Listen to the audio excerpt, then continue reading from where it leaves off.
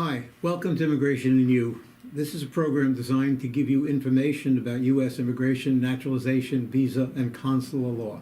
My name is Alan Kaye, and with me here to my right is my colleague Nelson Madrid.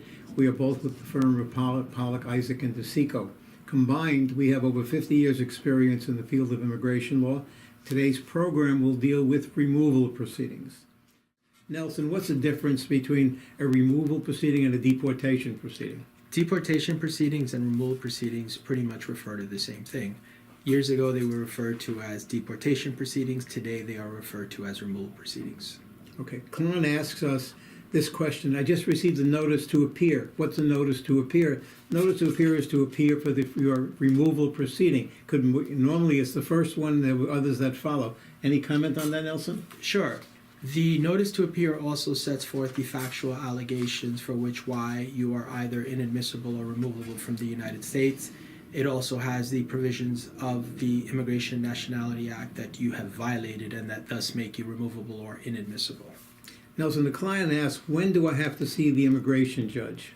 You typically see the immigration judge at the initial, you start seeing the immigration judge at the initial hearing, which is often referred to as the master calendar hearing. Okay, so the first time is normally called the master calendar hearing. Correct. Okay. The next question is, who is at the proceeding, Nelson? Typically at the proceeding, there will be the immigration judge assigned to your case. The immigration judge is typically the same judge during the entire proceeding, and there will also be a government attorney, an attorney representing immigration. Next question is, what is the difference between the master calendar hearing and an individual hearing? The master calendar hearing, basically, it's the first time. It goes very quickly. The judge is not going to spend much time with you. Individual hearing takes time because it's just you, not a lot of other people in the room, and the judge is going to make a decision on your case, which could be postponed a number of times. Comment, Nelson? Sure. I'd just like to add, actually, at a master calendar hearing, the only questions you will be asked are, what is your name, what is your best language? Is the gentleman seated at your left or the person seated at your left your attorney? Do you authorize them to speak on your behalf? The judge will never make a decision at a master calendar hearing. Once all of the evidence has been presented and the case is ready to proceed, the hearings will change and they will go from a master calendar hearing to an individual or merits hearing. And these hearings are much different than the master calendar hearings. At these hearings, you will be allowed to testify, and you will also be allowed the opportunity to present witnesses to testify on your behalf. Typically at this hearing, the immigration judge can also make a decision.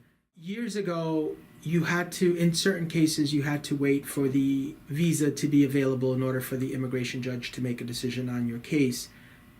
Beginning January of this year, January of 2018 that is, you no longer have to wait for a visa to be available if the judge plans to deny your case. If the judge plans to deny your case, he could deny it on the spot.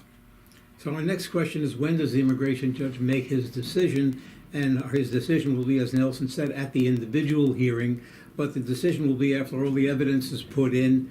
There's nothing more to do but for the judge to make a decision, which he may do on the spot, or he may reserve his decision. Comment? That is correct. The judge can either issue a decision on the spot or can issue a decision in writing. Every judge is different. Every case is different. Now, Nelson, what if the ICE attorney doesn't agree with the judge's decision?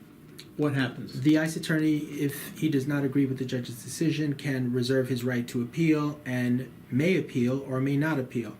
I have seen both scenarios, one where they say that they will appeal and in fact they never actually do appeal, and the other scenario where they actually do file an appeal. Client asks, what if I or my attorney don't agree with the judge's decision? Well, we can file an appeal. Just as Nelson said, the ICE attorney can file an appeal. We can file an appeal from the judge's decision. And the appeal goes where, Nelson? The appeal will go to the Board of Immigration Appeals, and they are higher than the immigration court, and an appeal can pend anywhere from 1 to 3 years, depending on the case. Okay, final question that we have for this segment is, what if my appeal is denied? And if your appeal is denied and you go to the Board of Immigration Appeals and you lose there, you go to federal court. Comment? That is correct. You can go to the circuit court in your jurisdiction, and they can, in fact, overrule both the Board of Immigration Appeals and the immigration judge. Thank you for watching. Again, my name is Nelson Madrid. Sitting beside me is Mr. Allen Kaye, and we are with the law offices of Pollack, Isaac, and DeCicco. If you have any questions, feel free to reach out to us.